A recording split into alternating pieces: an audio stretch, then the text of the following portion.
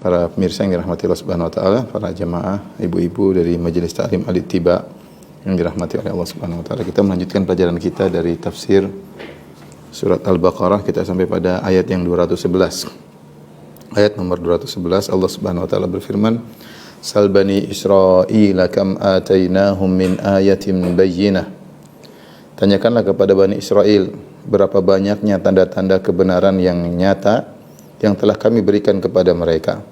Wa man yubaddil ni'matallahi min ba'di ma ja'athu fa innallaha syadidul iqab. Dan barang siapa yang menukar nikmat Allah setelah datang nikmat itu kepadanya, maka sungguhnya Allah sangat keras siksanya. Ayat ini Allah Subhanahu wa taala berkata kepada Nabi sallallahu alaihi wasallam, tanyakanlah kepada Bani Israel tentang betapa banyak ayat-ayat yang Allah telah berikan kepada mereka. Ayat-ayat di sini bisa berarti ayat syar'iyah atau bisa jadi ayat kauniyah. Ayat syar'iyah maksudnya Allah telah berikan kepada mereka Taurat yang Allah turunkan kepada Nabi Musa alaihissalam. Demikian juga Allah turunkan Injil kepada Nabi Isa alaihissalam. Ya, karena Bani Israel mencakup kaum Yahudi dan juga kaum Nasara, dan mereka telah diberikan banyak sekali ayat-ayat. Ayat-ayat tersebut, ayat maksudnya adalah tanda-tanda kekuasaan Allah Subhanahu wa taala. Tanda-tanda yang menunjukkan bahwasanya Allah Subhanahu wa taala itu Maha Esa, ya. Dan yang Allah berikan tanda-tanda tersebut dua bentuk. Pertama ayat syar'iyah dan satunya ayat kauniyah. Ayat syar'iyah tadi maksudnya Taurat, Injil. Yang pada Taurat dan Injil sudah menunjukkan hidayah, ya, bahwasanya Allah itu Maha Esa yang harus ditaati. Kemudian ayat-ayat kauniyah. Ayat kauniyah maksudnya mukjizat-mukjizat yang Allah berikan kepada Nabi Musa, kepada Nabi Isa, yang di mana masing-masing nabi tersebut memiliki mukjizat yang banyak, ya. Seperti Nabi Musa alaihissalam, ya, kita tahu mukjizatnya banyak, seperti tongkat, ya. Kemudian yang berubah menjadi ular, kemudian bisa tiba-tiba kembali lagi menjadi tongkat normal kembali. Kemudian bagaimana tongkat itu dipukulkan dan dilihat oleh Bani Israel, bagaimana tongkat tersebut dipukulkan ke batu maka keluar air, semacam keran dari sebuah batu, 12 keran air. Ya, dengan tongkat tersebut dipukulkan untuk memukul Laut Merah, maka terbelah Laut Merah menjadi terbuka, sehingga kemudian bisa dilewati oleh Bani Israel sehingga mereka selamat dari kejaran Fir'aun, ya. Kemudian dengan tongkat itu pula ketika dipukulkan Laut Merah tertutup kembali yang tadinya sudah terbuka.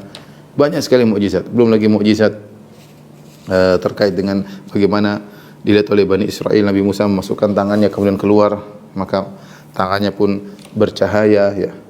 Di zaman tersebut belum ditemukan lampu, ya, tapi cahayanya tangannya bisa bercahaya. Ini mukjizat. Belum lagi mukjizat yang terkait dengan manna wa salwa, ya, Allah turunkan langsung makanan dari langit untuk mereka makan. Mukjizat bagaimana kemudian mereka berjalan di padang pasir, kemudian Allah mengirimkan awan untuk menaungi mereka sehingga mereka tidak kepanasan. Kemudian mukjizat ketika Allah tegur mereka, Allah angkat gunung, wa idna taqanal jabala fawqahum, ketika mereka tidak mau menjalankan perintah Nabi Musa, Allah angkat gunung di atas kepala mereka siap untuk menimpa mereka. Hal-hal menakjubkan yang mereka lihat, ya. Bagian Nabi Musa alaihissalam pernah memukulkan tongkatnya, faqulna dribuhu bi ba'dihha, pukulkanlah sebagian dari sapi yang sudah disembelih, dipukulkan kepada mayat yang sudah meninggal, tiba-tiba hidup kembali, ya. Ini mukjizat Nabi Musa alaihissalam. Belum lagi musibah-musibah yang Allah timpakan kepada pengikut Fir'aun, ya. Banyak sekali, seperti Allah kirimkan jarat, Allah kirimkan belalang, yang belalang tersebut merusak tanaman suku Akbat pengikut Fir'aun, sementara tidak merusak tanamannya Bani Israel di Mesir. Kemudian setelah itu Allah kirimkan lagi tufan, yaitu banjir yang merusak tanaman mereka, tanaman milik pengikut Fir'aun, sementara tidak merusak tanaman yang ditanam oleh Bani Israel. Itu air banjir tidak sampai kepada wilayah atau kawasan pemukiman Bani Israel. Ini sungguh menakjubkan bagaimana banjir memilah-milih, hanya menyerang, membanjiri area pemukiman Fir'aun dan pengikutnya, sementara tidak menimpa area pemukiman Bani Israel. Kemudian bagaimana Allah kirimkan juga kutu yang begitu banyak, yang kutu tersebut datang menyerang kota Mesir secara keseluruhan, secara totalitas, kecuali Bani Israel tidak diserang dengan kutu-kutu tersebut. Ya. Demikian Allah kirim wadh-dhafadi, itu Allah kirimkan kodok yang begitu banyak. Yang kodok tersebut datang di istana Fir'aun dan bala tentaranya, sementara kodok tersebut tidak datang ke pemukiman Bani Israel. Belum lagi darah, yang dimana Allah menjadikan air yang dimiliki oleh Bani Israel menjadi darah. Ya, sumur-sumur mereka isinya darah, sungai-sungai yang melewati mereka isinya darah. Sementara sumur yang ada di pemukiman Bani Israel air segar. Fa arsalna alaihim tufana wal jarad wal kummal wal dhafadi wad dama ayatin mufassalat. Semua itu ayatin mufassalat, tanda-tanda kebesaran Allah yang terperinci. Ya. Jadi maksud saya mukjizat Bani Israel dilihat oleh mukjizat Nabi Musa dilihat oleh Bani Israel sangat banyak. Belum kita bicara tentang mukjizat Nabi Isa alaihissalam. Ya. Nabi Isa, bagaimana Nabi Isa wa ubri'ul akmah wal abrasa wa ukhrijul mauta bi idznillah, ya. Wa unabbi'ukum bima ta'kuluna wa tadkhuluna fi buyutikum. Kata Nabi Musa alaihissalam, aku menyembuhkan orang yang buta, menyembuhkan orang terkena penyakit baros. Kemudian Nabi Isa alaihissalam juga bisa menghidupkan yang mati. Nabi Isa juga bisa mengabarkan apa yang mereka sembunyikan di rumah mereka. Bima tadkhuluna fi buyutikum. Ya. Nabi Isa alaihissalam juga bisa membuat akhluqu minat tayni ka hayatit tayri fa anfukhu fihi fayakunu tayran bi idznillah. Beliau ambil tanah liat, beliau bikin semacam burung, kemudian beliau tiup, kemudian burung tersebut terbang. Mukjizat banyak sekali. Makanya Allah mengatakan, sal Bani Israel, wahai Muhammad, tanyakanlah kepada Bani Israel, kam atainahu min ayatin bayyinah. Kami itu menunjukkan betapa banyak kami telah berikan kepada mereka bukti-bukti yang menunjukkan bahwasanya kami adalah pencipta Maha Esa yang harus ditaati, tidak boleh disekutukan. Kemudian kata Allah, "Wa may yubaddil ni'matallahi min ba'di ma ja'athu fa innallaha syadidul iqab." Dan barang siapa yang mengganti nikmat Allah Subhanahu wa taala setelah datang kepada mereka nikmat-nikmat Allah Subhanahu wa taala, fa innallaha syadidul iqab, ya. Tapi lihat apa yang dilakukan oleh Bani Israel.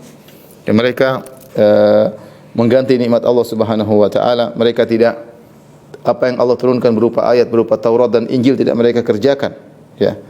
Mereka kufur dengan Taurat dan Injil. Fanabadhuhu wara'a dhuhurihim, bahkan mereka melempar Taurat di belakang mereka. Mereka tidak menjalankan apa yang ada dalam termaktub dalam Taurat dan Injil. Ini menunjukkan mereka merubah nikmat Allah Subhanahu wa taala, ya. Mereka rubah dari keimanan menjadi kekufuran, dari bersyukur menjadi maksiat, ya. Mereka membangkang bermaksiat kepada Allah Subhanahu wa taala. Dan inilah kondisi mereka. Dan mereka akan mendapatkan siksaan yang pedih. Kata Allah, "Wa may yubaddil ni'matallahi min ba'di ma ja'atu fa innallaha syadidul iqab." Barang siapa yang merubah nikmat yang Allah berikan kepadanya, ya, setelah datang kenikmatan tersebut, yaitu kenikmatan Taurat dan Injil, syariat, diutusnya para nabi, fa innallaha syadidul iqab, maka sungguhnya Allah Subhanahu wa taala sangat keras siksaannya. Ini isyarat kepada kaum musyrikin Arab. Ya, Allah ingatkan, sungguhnya kalian juga telah mendapatkan nikmat yang luar biasa.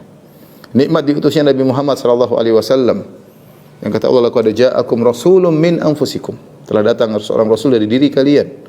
Azizun alaihi ma anittum, yang dia merasa berat dengan kesusahan yang kalian rasakan. Harisun alaikum, dan sangat semangat agar kalian mendapatkan hidayah kebaikan, ya. Ini sifat Nabi tersebut. Laqad manna Allahu 'alal mu'minina idz ba'atsa fihim rasulan min anfusihim. Sungguh Allah telah memberikan karunia kepada kaum mukminin, ya. Dan secara umum kepada umat manusia dengan diutusnya Muhammad sallallahu alaihi wasallam. Wa ma arsalnaka illa rahmatan lil alamin. Tidaklah kami utus engkau wahai Muhammad kecuali sebagai rahmat bagi alam semesta. Namun orang-orang musyrikin tidak bersyukur.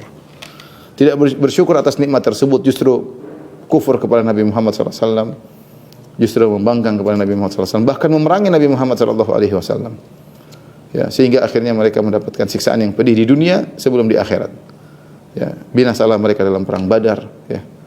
Ya, Allah binasakan mereka, pimpinan mereka. Ya, mereka tidak bersyukur kepada nikmat Allah Subhanahu wa taala. Padahal kalau mereka beriman kepada Nabi sallallahu alaihi wasallam, terutama orang Quraisy, maka kalau Nabi sallallahu alaihi wasallam kemudian berkuasa, mereka ikut berkuasa karena mereka Quraisy sebagaimana sukunya Nabi Muhammad sallallahu alaihi wasallam. Dan Allah ingatkan, kalau kalian tidak mensyukuri nikmat Allah, kalian kufuri keimanan yang berubah jadi kekufuran, kalian rubah ketaatan menjadi maksiat, fa innallaha syadidul iqab, sungguhnya Allah Subhanahu wa taala siksaannya sangat pedih. Kemudian kita lanjutkan ayat berikutnya. Ayat 212 kata Allah Subhanahu wa taala, "Zuyyina lil ladzina kafarul hayatud dunya wa yaskharuna minal ladzina amanu wal ladzina ittaqaw fawqahum yaumal qiyamati wallahu yarzuqu may yasha'u bighairi hisab." Kata Allah, kehidupan dunia dijadikan indah dalam pandangan orang-orang kafir. Zuyyina lin-nasi hubbus syahwat. Zuyyina lil ladzina kafarul hayatud dunya. Sungguhnya kehidupan dunia dijadikan indah di pandangan orang-orang kafir. Wa yaskharuna minal ladzina amanu, dan mereka memandang hina orang-orang yang beriman. Mereka diberi keindahan tenggelam dalam dunia, terbuai dengan dunia sambil mengejek orang-orang beriman. Walladzina taqaw fawqahum yaumal qiyamah. Ada orang bertakwa akan mengungguli mereka pada hari kiamat kelak. Wallahu yarzuqu may yasha'u bighairi hisab. Sungguhnya Allah Subhanahu wa taala memberi rezeki kepada siapa yang Allah kehendaki tanpa batas. Taib, ayat ini Allah berfirman, jadi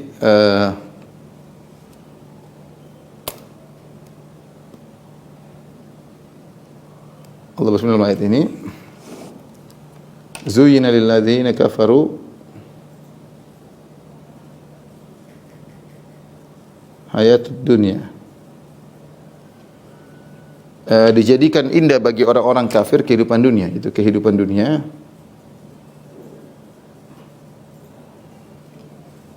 Dijadikan indah di pandangan orang-orang kafir. Tapi ada ayat yang lain dalam surat Al-Imran, kata Allah Subhanahu wa taala, "Zuyyina lin-nasi hubbus syahwat." Zuyyina lin-nasi hubbus syahwat minan nisa'i wal banina والقناطير المقنطرة من الذهب والفضة والخيل المسومة والأنعام والحرث ذلك متاع الحياة الدنيا. Kata Allah, ذلك متاع الحياة الدنيا. Allah عنده حسن الثواب. Dalam surat Al-Imran kata Allah, dijadikan indah di pandangan manusia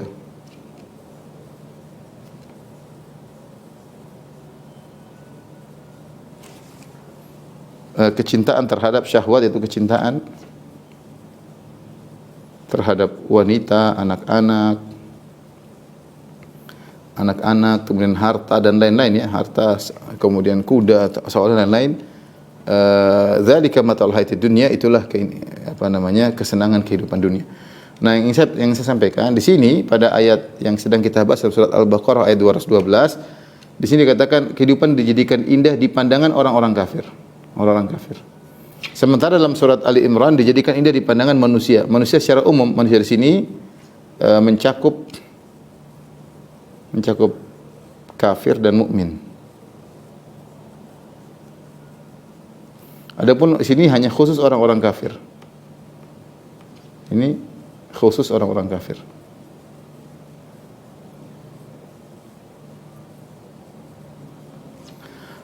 Maka bagaimana kita mengkompromikan dua ayat ini? Wallahu a'lam bishawab. Tahir bin Ashur rahimahullah taala dalam tafsirnya Tahrir wa Tanwir, beliau menyebutkan di sini ada dua kemungkinan. Siapa yang menghiasi? Dua kemungkinan. Siapa yang menghiasi atau yang menjadikan indah? Atau yang menjadikan indah.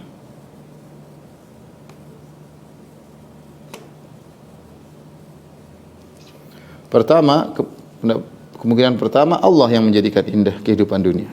Allah yang menjadikan indah kehidupan dunia. Ini berlaku bahwasanya kita semua melihat kehidupan dunia ini indah. orang kafir maupun orang beriman. Kita suka dengan wanita, kita suka dengan anak-anak, kita suka dengan harta yang mewah. Zuyyina lin-nasi hubbus syahawati minan nisa'i wal banin wal qanatiril muqantarati minadh dhahabi wal fiddati wal khayl musawwamati wal an'ami wal harth. Dijadikan bagi manusia kecintaan dan indah kehidupan dunia ini, suka dengan wanita, suka dengan anak-anak, suka dengan harta yang berlimpah berupa zahab, emas, wal fiddah, perak, wal khayl musawwamati, dan kuda-kuda pilihan, wal an'am, binatang ternak, wal harth, sawah ladang. Dzalika mataul hayatid dunya, ya.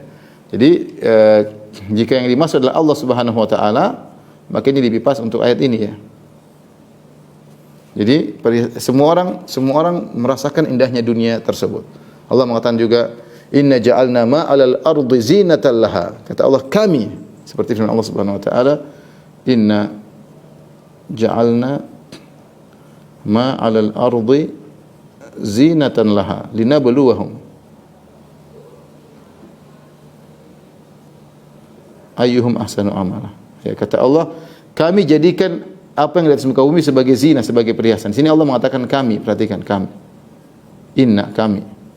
Jadi kami yang menghiasi. Jadi Allah yang menjadikan ini semua indah. Tapi dalam ayat ini khusus orang kafir, yang kedua, kemungkinan kedua yang dimaksud yang menghiasi adalah syaitan.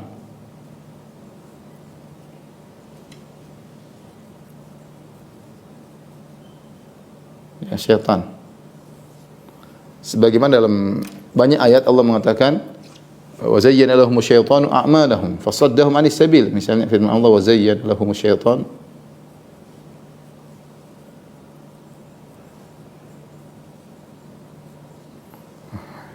Seperti juga wa zuyyina li fir'auna su'u amalihi, misalnya. Wa zuyyina li fir'auna su'u amalihi. Fir'aun dihiasi amalan sehingga dia melihat perbuatan yang buruk seperti indah. Dan syaitan juga telah bersumpah di depan Allah, la uzayyina lahumul fil ard, la uzayyina lahumul zalum fil ardi. Benar-benar aku akan menghiasi maksiat yang mereka lakukan di atas muka bumi. Jadi syaitan yang menghiasi kehidupan dunia. Nah, dari sini wallahu alam bisawab, ya. Kalau maksudnya adalah kehidupan dunia dijadikan indah oleh Allah Subhanahu wa taala, memang indah, tetapi orang-orang beriman bisa mengontrol diri mereka sehingga mereka tidak terpedaya dengan keindahan dunia tersebut, sehingga keindahan dunia tersebut tidak masuk dalam hati mereka, membuat mereka lalai daripada akhirat. Sehingga kalau kita maksudkan yang maksudnya adalah Allah yang menghiasi kehidupan dunia untuk orang kafir, maksudnya Allah menghiasi kehidupan dunia untuk orang kafir dan orang beriman, tapi orang-orang kafirlah yang kemudian yang terjebak dengan ujian tersebut. Itu kalau kita katakan yang menghiasi kehidupan dunia adalah Allah. Tapi kalau kita katakan yang dimaksud uzuyyina lil ladzina kafarul hayatud dunya, maksudnya syaitan yang telah menghiasi kehidupan dunia kepada mereka, karena di sini Allah mengkhususkan orang kafir. Ini pendapat cukup kuat karena disebutkan khusus orang-orang kafir, ya. Jadi ini pendapat cukup kuat bahwasanya yang menghiasi maksudnya syaitan, sehingga mereka benar-benar cinta kepada kehidupan dunia dan mereka benar-benar tenggelam dalam kehidupan dunia. Orientasi mereka adalah dunia, 24 jam kehidupan mereka untuk dunia. Yang kata Allah, walladzina kafaru yatamatta'una ya'kuluna wa walladzina kafaru yatamatta'una wa ya'kuluna kama ta'kulul an'amu wan naru mathwal lahum. Orang-orang kafir itu kehidupannya seperti binatang ternak, binatang hewan yang yatamatta'una, yang mereka hanya sekedar menunaikan kesenang-senang, memenuhi kebutuhan biologis, wa ya'kulun, hanya makan, pikirannya hanyalah makan dan syahwat. Sebagaimana hewan-hewan yang demikian, wan naru mathwal lahum, dan tempat mereka kembali adalah neraka jahanam. Di sini Allah sebutkan begitu kehidupan dunia dikuasai orang kafir dan mereka benar menguasai dunia dan mereka tenggelam dalam dunia, kata Allah, wa yaskharuna minal ladzina amanu, wa yaskharuna minal ladzina amanu, dan mereka mengejek orang-orang yang beriman. Ada yang mengatakan wa di sini wa haliyah, yaskharuna minal ladzina amanu, itu kondisi mereka dihiasi perhiasan dunia, kehidupan dunia terhias dalam diri mereka dan mereka orientasinya dunia, sambil mereka mengejek orang beriman. Orang mereka apa miskin, apa terbelakang dan macam-macam riasan, menghina orang-orang yang beriman kepada Allah Subhanahu wa taala. Itu kebiasaan mereka. Apa kata Allah? Innal ladzina ajramu kanu minal ladzina amanu yadhakun. Sungguhnya orang-orang ijram, ya orang-orang kafir, orang musyrikin dahulu kanu minal ladzina amanu yadhakun. Mereka mengejek, mentertawakan orang beriman. Wa idza marru bihim yataghammazun. Kalau ada orang beriman lewat, mereka saling lirik-lirikan untuk mengejek mereka. Wa idza qalabu ila ahlihim qalabu fakin. Kalau orang kafir ini pulang ke keluarga mereka, ke istri mereka, mereka masih terus meneruskan ejekan. Tuh orang beriman, tuh orang Islam, orang ngejek terus enggak berhenti. Diejek. Sifat orang-orang kafir, mengejek orang-orang beriman. Dalam Al-Quran juga dalam surat Al-Mutaffifin, dalam surat Al-Mu'min, kata Allah Subhanahu wa taala, innahu kana fariqam min ibadi yaquluna rabbana amanna faghfir lana warhamna wa anta khairur rahimin fattakhadhtumuhum sikhriyan hatta ansawkum dzikri wa kuntum minhum tadhakun inni jazaituhumul yawma bima sabaru annahum humul faizun. Kata Allah kepada orang kafir di neraka jahanam, wahai orang kafir di neraka jahanam, dahulu ada sekelompok dari orang hamba-hambaku yang beriman. Mereka berkata, kami beriman kepada Engkau ya Allah, faghfir lana warhamna, ampunilah kami dan rahmatilah kami di dunia. Ya, mereka berdoa seperti itu, wa anta khairur rahimin, Engkau sebaik-baik pemberi kasih sayang. Kata Allah, fattakhadhtumuhum sikhriyan. Kalian dulu di dunia orang kafir, kalian mengajak mereka. Kalian mengolok-oloki mereka. Hatta ansaukum dzikri, sampai kalian lupa untuk mengingatku, sibuk mengolok-olok orang lain, mengolok orang beriman. Ya. Wa kuntum minhum tadhakun, dan kalian dahulu mentertawakan hamba-hambaku tersebut. Inni jazaituhumul yawma bima sabaru, dan mereka sabar, orang beriman dulu bersabar, dan aku pada hari ini membalas kebaikan kepada mereka. Jadi mereka ini sudah orientasinya dunia, kerjaannya juga mereka mengolok-olok orang beriman. Ya mungkin terkadang di antara orang beriman ada yang diolok-olok karena kemiskinannya, ada di antara mereka yang diolok-olok karena ibadahnya. Ada orang Islam mungkin diolok-olok karena menyelisihi tradisi yang tidak benar. Ada orang Islam mungkin diolok-olok karena meninggalkan kemaksiatan. Itu juga enggak boleh, itu enggak boleh. Banyak orang Islam diolok. Ini ngomong khamr enggak boleh. Masa ini? Ayo diolok karena menjalankan syariat. Apa itu orang Islam pakai cadar misalnya, pakai jilbab, diolok-olok. Nah, saya pernah lihat klip bagaimana ada seorang dari agama lain kemudian membakar jilbab, mengolok-olok jilbab dibakar sama dia. Jadi demikian orang kafir, mereka memperolok orang beriman. Sudah mereka tenggelam dalam dunia, orientasi mereka dunia, enggak ada mikir. Sedikit di antara mereka yang mungkin memikirkan, oh ibadah saja mereka jarang-jarang, kadang seminggu sekali aja belum tentu datang. Ya. Itu pun nuansa ibadah mereka juga nuansa duniawi. Jadi mereka memperoleh orang beriman, walladzina taqaw fawqahum yaumal qiyamah. Allah ingatkan, dan orang-orang yang bertakwa yang diejek-ejek tersebut fawqahum yaumal qiyamah akan menggil mereka pada hari kiamat. Ya, orang beriman di surga, mereka di neraka jahanam. Orang beriman nanti akan bertawan mereka. Yang dahulu mereka tertawakan orang beriman, nanti gantian orang beriman akan tertawakan mereka. Ya. Fal yaumal ladzina amanu minal kuffari yadhakun. Pada hari ini, yaitu di hari kiamat kelak, orang-orang beriman mentertawakan orang-orang kafir. Ya. Dahulu mereka mentertawakan, sekarang mereka balik ditertawakan. Dan inilah kedudukan yang sungguhnya ada di akhirat. Makanya Allah mengatakan, "Alladzina taqaw fawqahum yaumal qiyamah." Orang bertakwa pada hari kiamat akan mengguli mereka. Allah mengatakan, "Wa idza waqa'atil waqi'ah, laisa li waqtiha kadhiba. Khafidatur rafi'ah." Hari kiamat itulah khafidah rafi'ah, merendahkan dan meninggikan. Ada orang-orang di dunia, ketika di dunia mereka tinggi, mereka mungkin kaya, mereka mungkin terkenal, mungkin mereka suka ngejek-ngejek. Hari kiamat khafidah, mereka akan dihinakan oleh Allah Subhanahu. Hari kiamat buat mereka hina, tersingkap hakikat mereka. Rafi'ah, hari kiamat bisa mengangkat, maksudnya di dunia ada orang-orang yang mungkin dipandang remeh, dipandang rendah, tapi mereka beriman kepada Allah Subhanahu wa taala, pada hari kiamat mereka akan diangkat, rafi'ah, mereka akan diangkat oleh hakikat hari kiamat, diangkat. Sehingga mereka akan berada di atas orang-orang yang kafir. Wallahu yarzuqu may yasha'u bighairi hisab. Sungguhnya Allah Subhanahu wa taala memberikan keutamaan, kemuliaan, rezeki, kenikmatan di surga kelak tanpa ada batas, ya. Tanpa ada batas. Karena nikmat dunia tidak ada penghujung, nikmat di akhirat tidak ada penghujungnya. Nikmat dunia ada penghujungnya, nikmat di akhirat tiada penghujungnya. Oleh karenanya ikhwan dan akhwat yang rahmati Allah Subhanahu wa taala, ya. Jangan sampai kita seperti orang kafir yang orientasi kehidupan kita adalah dunia.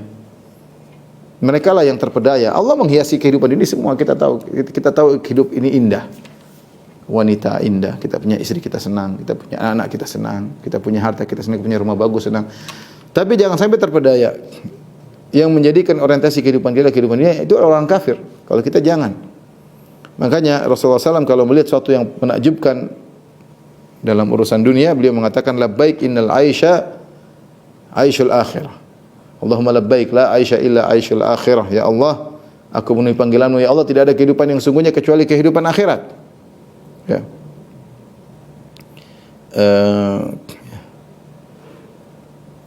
Jadi supaya apa? Supaya kita tidak lalai. Kalau kita terpesona lihat mobil orang yang mewah, kita terpesona melihat rumah orang mewah, kita terpesona melihat punya baju yang mewah, punya tas yang mewah, jam yang mewah, kesana kemari berfoya-foya, kita bilang labbaik Allahumma la aisha illa aishal akhirah. Ya Allah, aku penuhi panggilanmu ya Allah. Sebenarnya tidak ada kehidupan yang sejati adalah kecuali kehidupan akhir. Ini cuma sementara. Kekayaan tersebut cuma sementara. Demikian pula kalau kita melihat kondisi kita yang sulit. Sebagaimana Nabi SAW mengucapkan hal ini ketika beliau sedang di perang Khandaq. Ketika para sahabat sedang menggali parit dalam kondisi mereka lagi kelaparan, kekurangan makanan, dalam kondisi mereka tidak punya budak untuk mereka suruh kerja sehingga mereka yang harus turun tangan langsung, bahkan Nabi ikut menggali lubang yang sangat berat. Kemudian dalam kondisi mereka kedinginan, ya, Nabi berkata labbaik Allahumma la aisha illa aishul akhirah. Ya Allah, tidak ada kehidupan selain kehidupan akhirat. Artinya kesulitan ini hanya sebentar. Ya. Kesulitan cuma hanya sebentar, ya. Makanya ketika Fatimah radhiyallahu taala anha menemui Nabi dalam kondisi Nabi sakit parah dan akan meninggal dunia, Nabi kepanasan. Dia mengatakan ya abata, ya wa karba abata, ya kalau enggak salah maknanya, dia bilang sungguh berat penderitaanmu wahai ayahku. Maka Rasulullah SAW mengatakan la karba ala abika ba'dal yaum, au kama qala Nabi SAW, ya. Wahai putriku, tidak ada lagi penderitaan setelah ini. Di dunia penderitaan cuma sebentar. Jadi kita bersabar. Kalau kita diberi kenikmatan oleh Allah, jangan sampai lupa diri, jangan sampai jadikan dunia orientasi kita. Pikiran kita 24 jam dunia melulu, ya. Dan sebaliknya ketika kita diuji dengan kesulitan, kita tahu kehidupan dunia cuma sebentar.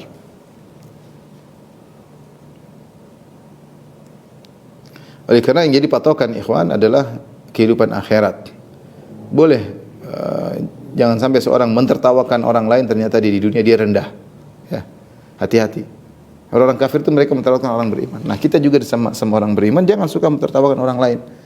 Ada orang mungkin kelihatannya ekonominya kurang, mungkin bajunya kurang rapi, tapi ternyata dia rajin sholat, ternyata dia berbakti sama orang tuanya. Bagaimana kamu mentertawakan dia sementara dia lebih hebat daripada kamu di sisi Allah Subhanahu wa taala? Tidak pantas. Kita saja kalau taruhlah kita lebih hebat di sisi Allah daripada dia, tidak boleh kita ejek dia, nyinyirin dia. Apalagi sebaliknya.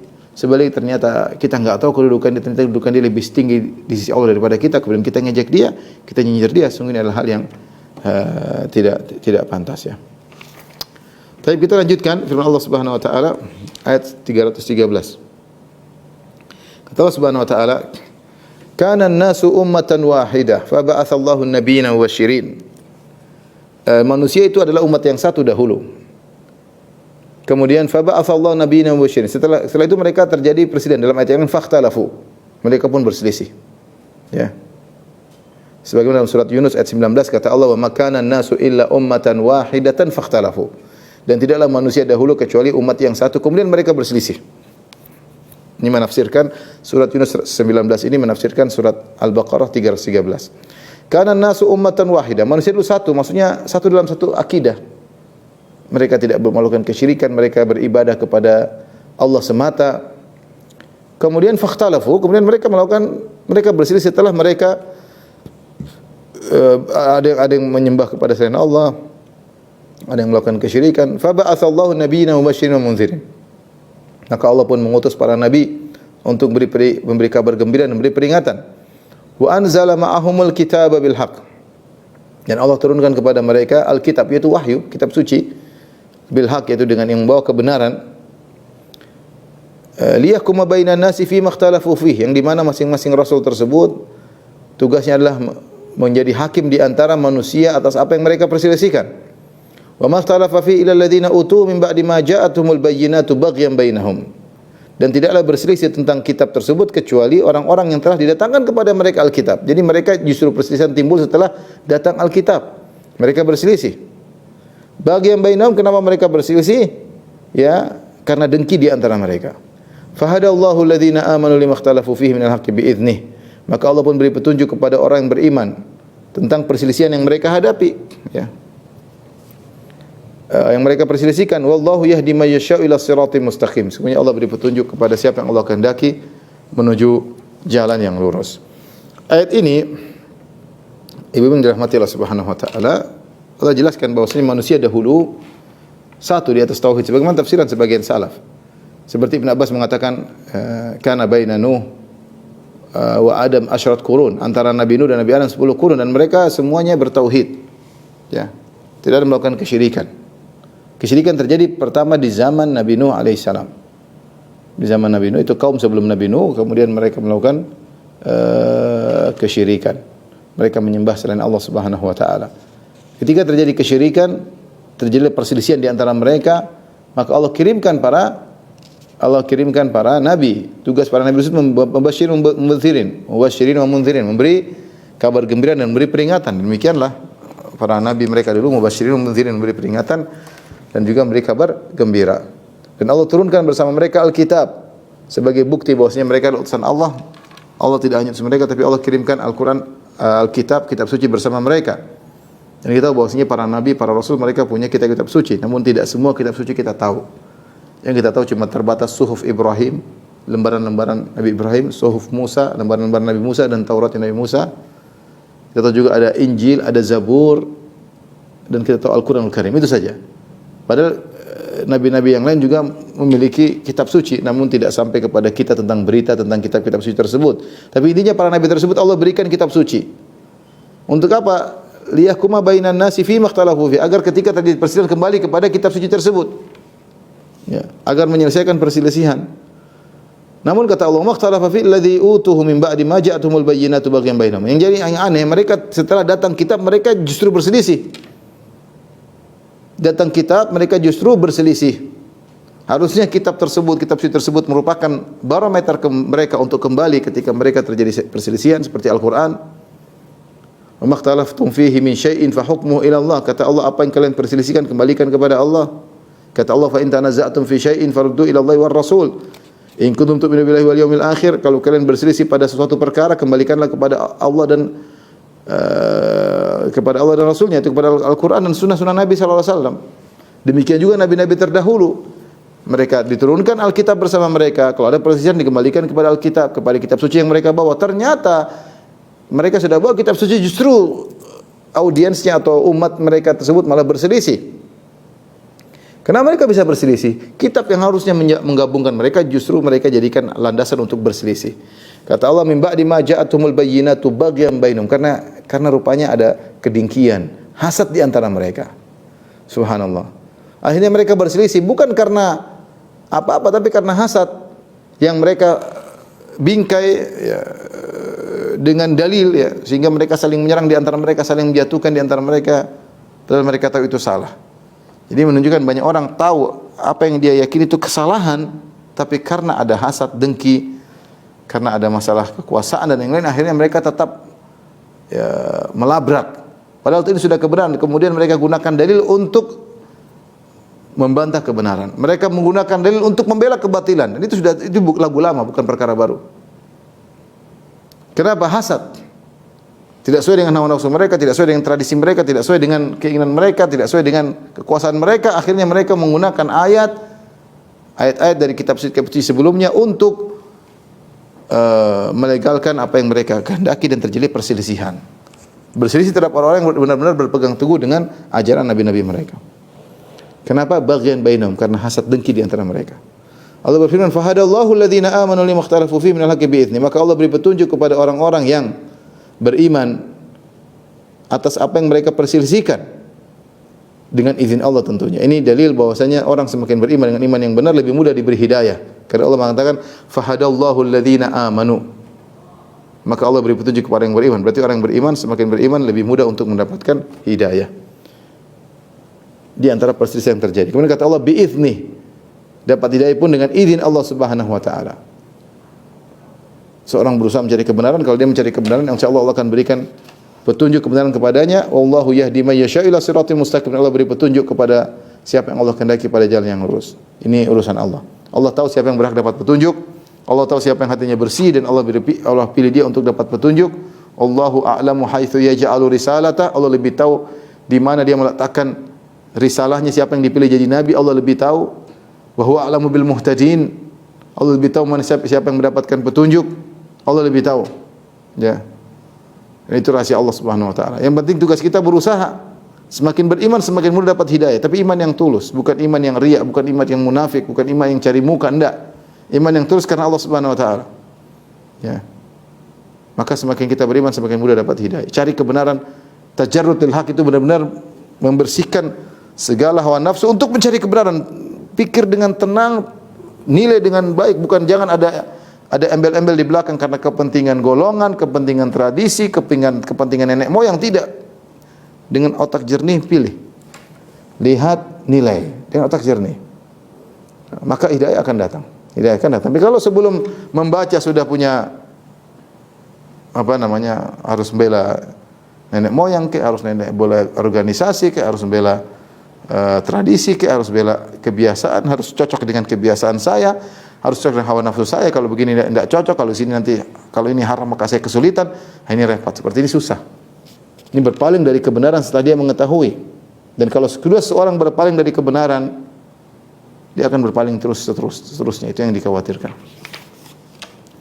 Setelah itu Allah berfirman, am hasibatum an tadkhulul jannata wa lamma ya'tikum mathalul ladzina khalau min qablikum massathumul ba'sa wad dharra wa zulzilu hatta yaqula ar-rasulu wal ladzina amanu ma'a mata nasrullah ala inna nasrallahi qarib. Kata Allah Subhanahu wa taala, apakah kamu mengira bahwasanya kamu akan masuk surga? Am hasibatum an tadkhulul jannah wa lamma ya'tikum mathalul ladzina khalau min qablikum. Sementara belum datang kepada kalian cobaan-cobaan yang telah menimpa orang-orang sebelum kalian. Jadi Allah suruh kita orang beriman untuk menyiapkan diri menghadapi ujian. Ujian pasti datang. Kalian nyangka mau masuk surga tanpa diuji mustahil, kata Allah. Am hasibatum an tadkhulul jannah, kalian merasa masuk surga? Ya, walamma ya'tikum mathalul ladzina khalu min qablihim. Sementara belum datang ujian-ujian yang menimpa orang-orang sebelum, seperti yang menimpa orang sebelum kalian. Ya. Itu mathal maksudnya sifat, karena mathal artinya sifat. Seperti mathalul jannati allati wa'idal muttaqun. Itu misal, itu perumpamaan, maksudnya surga, sifat sungai-sungai, sifat surga yang Allah siapkan bagi orang yang bertakwa. Di sana ternyata ada sungai-sungai terbuat dari khamar, dari madu, dari air tawar, dari susu, ya. Jadi masal bisa artinya sifat. Di sini juga sama maknanya. Am hasibatum an tadkhulul jannata, kalian menyangka masuk surga, walamma ya'tikum, dan datang kepada kalian masalul ladzina khalau min qablikum. Sifat ujian yang menimpa orang-orang sebelum kalian. Ujian sangat berat. Masathumul ba'sa wad dharra. Mereka ditimpa dengan al-ba'sa. Al-ba'sa itu malapetaka, kesusahan yang berkaitan mungkin dengan ada yang mengatakan dengan ekonomi, kesulitan ekonomi. Kalau ad-dharra penderitaan, ada yang mengatakan berkaitan dengan fisik, sakit. Mereka ditimpa dengan berbagai macam ujian. Wa zulzilu, dan mereka digoncangkan. Digoncangkan maksudnya hati mereka digoncangkan, benar-benar mereka sulit menghadapinya. Kita terkadang, ya tidak sering, tapi terkadang kita dapat ujian, kita bingung bagaimana menghadapinya. Hati kita goyang, hati kita bimbang. Wa zulzilu, bukan tubuh mereka yang digoyang, ya. Kata para ulama, maksudnya hati mereka digoyang oleh Allah Subhanahu wa taala dengan ujian yang bertubi-tubi yang sangat berat. Sampai-sampai hatta yaqula ar-rasulu walladzina amanu ma'ahu mata nasrullah. Sampai-sampai sang rasul dan umatnya berkata, mata nasrullah, kapan datang pertolongan Allah? Bukan mereka ragu, tapi mereka ingin segera, karena ujian begitu berat, harus berhadapan dengan orang-orang kafir misalnya yang menyerang. Mereka bilang, mata nasrullah, ya Allah, kapan datang pertolongan?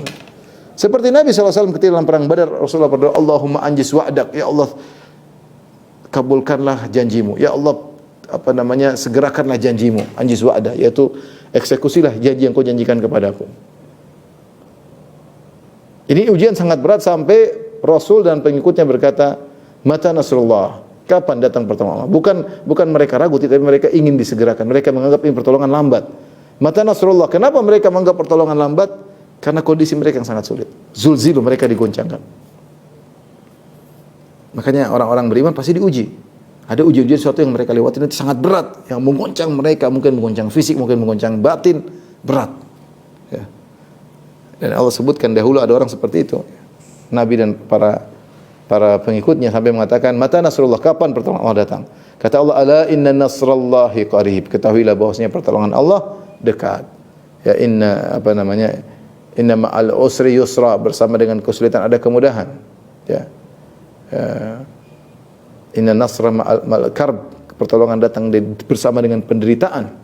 Ya, kesulitan baru datang pertolongan, ya. Jadi Allah akan menguji setiap hamba-hambanya agar mereka bisa masuk surga, ya. Diuji dan semakin tinggi tingkatan mereka kalau mereka lulus dari ujian tersebut. Kemudian Allah berfirman, ayat berikutnya, ayat 215, yas'alunaka madza yunfiqun. Mereka bertanya kepada engkau wahai Muhammad, madza yunfiqun? Apa yang harus mereka infakkan? Ini para sahabat semangat untuk beramal soleh. Ketika datang perintah kepada mereka untuk berinfak, mereka bertanya, apa yang mau kita infakkan ya Rasulullah? Dan para sahabat tidak banyak bertanya, ya, sebagian datang dalam riwayat, mereka bertanya cuma sedikit. Dalam Al-Quran mungkin ada cuma beberapa, ya, tidak sampai puluhan, mungkin 8, mungkin 12, saya lupa, ya. Yas'alunaka madza yunfiqun, salah satunya ini. Mereka bertanya tentang apa yang harus mereka infakkan. Yas'alunaka 'anil anfal, mereka bertanya tentang harta rampasan perang. Yas'alunaka 'anil mahid, mereka bertanya tentang haid. Yas'alunaka al-khamri wal maisir, mereka bertanya tentang judi dan khamr. Yes. Yas'alunaka 'anil syahril harami qitalin fihi, mereka bertanya tentang peperangan terjadi di bulan suci, ya, ini. Kemudian juga yas'alunaka 'anil jibal, mereka bertanya kepada engkau tentang gunung, ya. Jadi mereka yas'alunaka 'anil yatama, mereka bertanya kepada engkau tentang anak-anak yatim. Tidak banyak, ada 8 atau berapa. Karena yang para sahabat mereka bertanya yang penting-penting yang mereka amalkan. Ini di antara adab bertanya yang diperhatikan oleh para sahabat. Mereka tidak bertanya kecuali yang penting-penting untuk mereka amalkan. Dan mereka segat sama Nabi sallallahu alaihi wasallam. Jadi kalau kita pun bertanya, berusaha bertanya yang bermanfaat, yang untuk pengamalan kita, yang kita bisa amalkan, atau masalah yang sedang kita hadapi. Ya, bukan bertanya hanya sekedar ngetes, kurang kerjaan, hanya pingin tahu, hanya kepo, enggak. Kita berusaha bertanya yang penting untuk kita tanyakan. Di antaranya mereka bertanya, yas'alunaka madza yunfiqun? Apa yang harus kami infakkan? Karena mereka diperintahkan untuk berinfak, tapi apa yang harus mereka infakkan?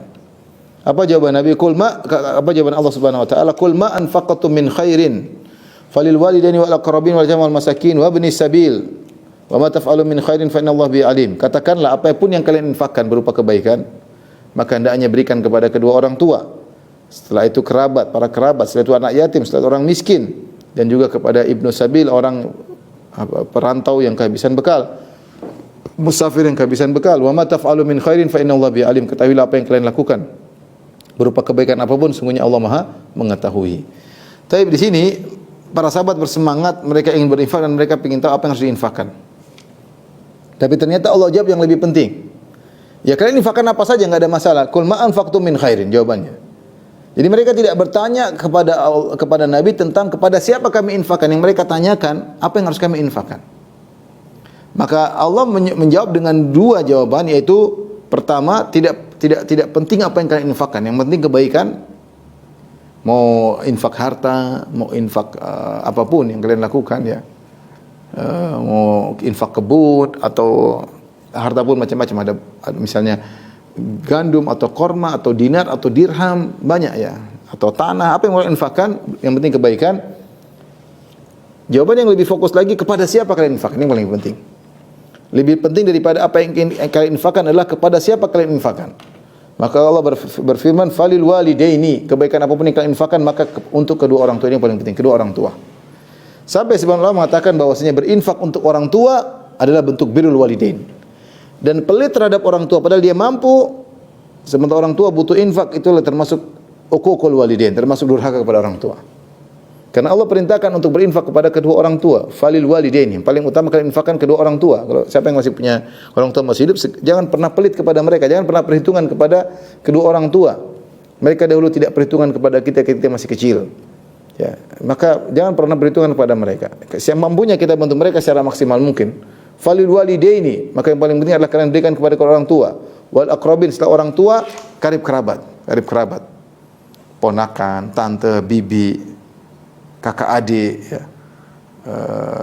Nenek, kakek, ini kerabat, ini yang paling utama. Setelah itu baru wal yatama wal masakin, dan itu baru anak yatim, orang miskin, wa bni sabil. Yatim itu anak yatim, kita ngerti, anak yatim yang kehilangan ayahnya dan dia belum balik, itu namanya yatim. Ya. Wal masakin, dan orang miskin. Orang miskin itu yang kebutuhannya tidak terpenuhi. Dia punya penghasilan mungkin atau tidak punya penghasilan, intinya kebutuhannya tidak terpenuhi. Itu namanya miskin. Ada istilah miskin, ada istilah fakir. Ya, istilah miskin dan fakir yang saya jelaskan, ya. Ada fakir, ada miskin.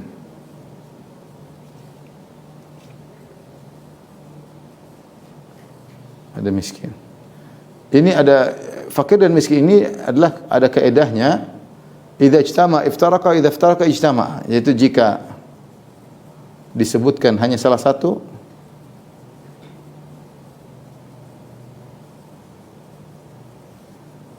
maka fakir sama dengan miskin. Kalau cuma disebutkan salah satu saja, maka ya fakir ya miskin maknanya. Yaitu orang yang kebutuhannya tidak terpenuhi.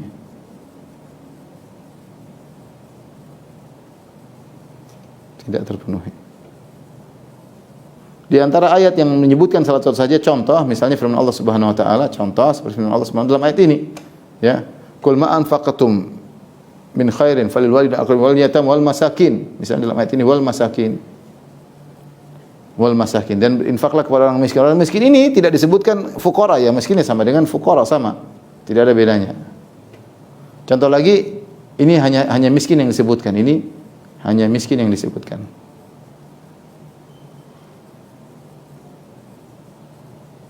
Terkadang sebaliknya hanya fakir yang disebutkan.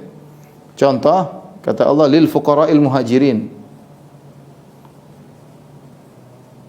Lil fuqara'il muhajirin alladziina ukhriju min diyarihim wa amwalihim yabtaghuna fadlan min Allahi wa ridwana. Lil fuqara'il muhajirin alladziina ukhriju min diyarihim wa amwalihim. Dan kepada orang-orang fakir, lihat ini fakir. Hanya fakir yang disebutkan.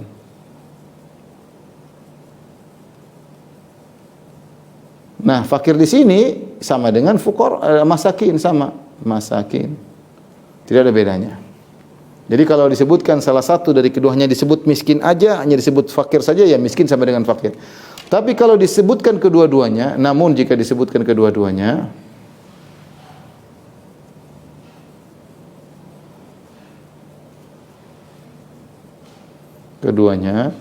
maka fakir lebih parah daripada miskin. Maka fakir lebih parah dari miskin. Ya, kalau kita mau bikin himpunan, ini miskin, dalamnya ada fakir. Miskin. Artinya fakir lebih parah. Tidak semua orang miskin fakir, tapi kalau orang fakir pasti miskin. Fakir yaitu orang yang penghasilannya kurang dari setengah kebutuhannya. Misalnya dia gajinya 4 juta, gajinya cuma 1 juta. Keperluannya 4 juta, gaji cuma 1 juta. Ini berarti fakir. Miskin adalah orang yang penghasilannya mencukupi lebih dari setengah kebutuhannya. Mencukupi lebih dari setengah kebutuhan. Misalnya dia kebutuhan 4 juta, gajinya 3 juta, ini masih miskin. Masih miskin. Contoh disebutkan dua-duanya dalam surat At-Taubah, kata Allah Subhanahu wa taala, innamas shadaqatu lil fuqara'i wal masakin wal 'amilina 'alaiha wal mu'allafati qulubuhum wa fir riqabi wal gharimin wa fi sabilillahi wa ibnis sabil.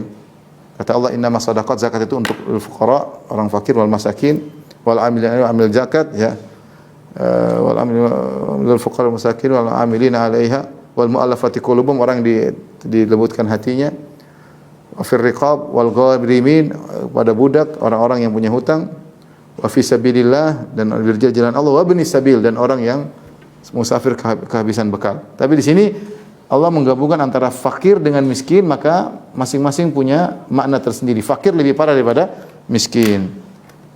Di sini ketika Allah menyebutkan qul ma anfaqtum min khairin, apa yang kalian infakkan, apapun, berupa harta, berupa makanan, ya, berupa barang, ya, falil walidain, yang paling utama adalah kepada kedua orang tua. Tadi saya katakan orang tua, jangan pernah pelit sama orang tua. Siapa yang pelit sama orang tua, dia durhaka kepada orang tuanya.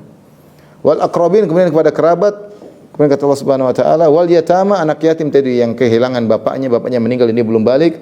Wal masakin, orang miskin. Wa bani sabil, adalah orang yang musafir kehabisan bekal. Kita kasih dia uang untuk beli tiket perjalanan dia pulang ke kampung, sekaligus uang untuk selama di perjalanan. Wa ma taf'alu min khairin fa innallaha bihi alim, dan apa yang kalian lakukan berupa kebaikan pasti Allah mengetahui. Jadi tidak perlu kita sedih kalau tidak dilihat orang, tidak perlu, Allah sudah tahu. Kita memberi, karena banyak bantuan yang kita berikan kepada orang-orang ini bisa jadi orang tidak ada yang tahu. Kita berbuat baik sama kerabat, kecuali kalau kita sana sini. Kalau kita nggak cerita, nggak ada yang tahu. Kita datang ke rumah orang tua, kita datang kepada tante, kepada bibi, kepada ponakan, kita kasih dan orang tidak ada yang tahu. Tapi Allah tahu. Kita kepada fakir miskin, kepada anak yatim, kepada ibnu sabil. Intinya apapun kebaikan yang kau lakukan, wa ma taf'alu min khairin, apapun kebaikan yang kalian lakukan, khair di sini umum, kebaikan apapun yang kalian lakukan. Fa innallaha bihi alim, sungguhnya Allah Maha mengetahui apa yang kalian lakukan, ya. Taib, mungkin sampai di sini. Ya, alhamdulillah kita sempat membaca satu halaman. Kita lanjutkan insyaallah pada pertemuan berikutnya, ya. Kalau ada yang bertanya, saya persilahkan. Ada pertanyaan enggak? Pak Windu? Enggak ada, ya.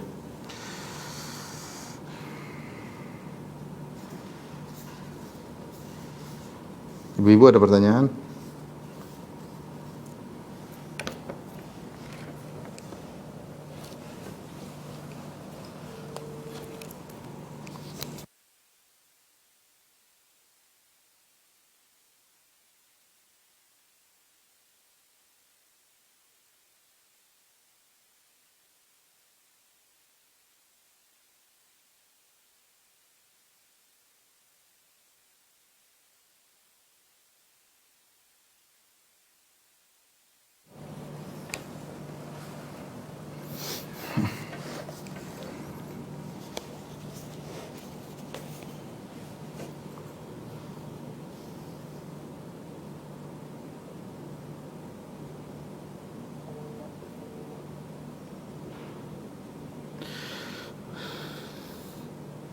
Ustaz, pertanyaannya bagaimana kedudukan pengikut Nabi Isa dan Nabi Musa di negara non-muslim pada abad ini dan mereka belum sempat mengenal Islam?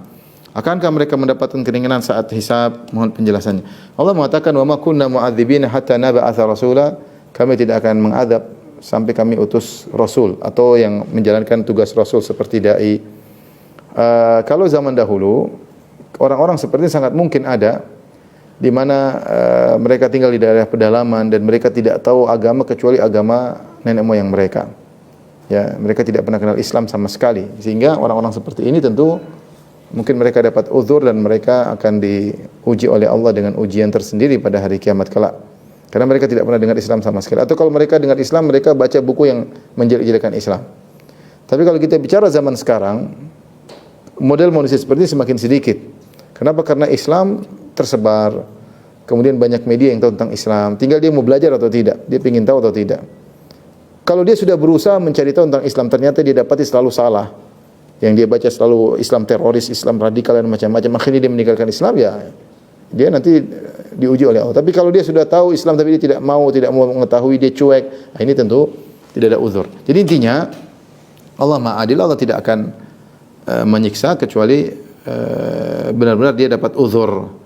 Apalagi saya bilang 100 tahun yang lalu, tatkala media tidak ada, komunikasi sulit, banyak orang-orang yang mungkin tinggal di hutan di mana dia yang tidak tahu kecuali agama nenek moyangnya, maka orang-orang ini mungkin nasib mereka di akhirat akan diuji oleh Allah Subhanahu wa taala. Seperti dalam hadis riwayat Ahmad.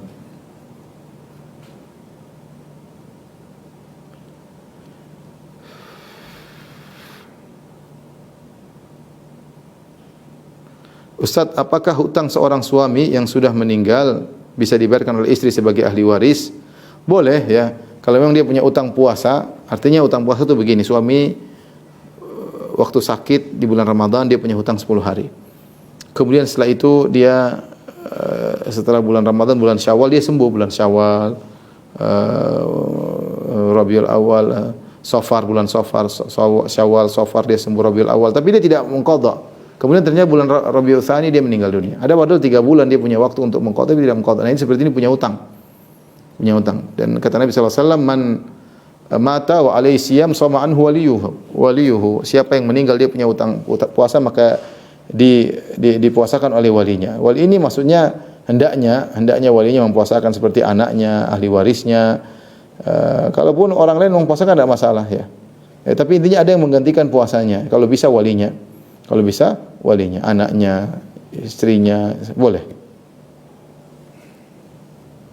Tapi kalau kasusnya suami misalnya sakit di bulan Ramadan sakit, misalnya kena COVID di bulan Ramadan, kemudian tidak sempat puasa dan lanjut sampai bulan Syawal, kemudian meninggal, maka seperti tidak perlu dibayar.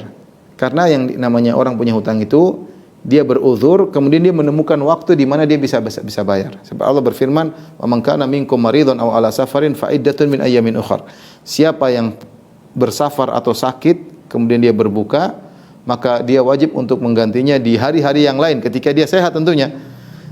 Ketika orang ini langsung meninggal tanpa menemukan hari dia sehat, dia sakit di bulan Ramadan. Sakit bulan Ramadan, akhirnya sakit berlanjut bulan Syawal dia meninggal, tidak sempat dia sehat, maka orang ini tidak ada utang. Yang namanya utang itu kalau dia sakit tidak bisa puasa, kemudian dia menemukan hari di mana dia sehat, harusnya dia bisa ganti. Tapi dia tidak mau ganti kemudian meninggal atau tidak sempat ganti dia meninggal, baru itu dia punya hutang. Ya, jadi seperti ada seorang misalnya ibu kita meninggal di bulan Ramadan, sakit di bulan Ramadan meninggal tidak sempat sembuh. Tidak sempat sembuh, maka ini tidak perlu diganti karena dia enggak punya hutang. Karena ketika dia sakit dia tidak terkena kewajiban puasa. Wallahu a'lam bishawab. Ustaz sebutkan dalam mencari kedudukan pahala terbesar ada prioritas, apakah berinfak jariyah juga termasuk yang paling utama?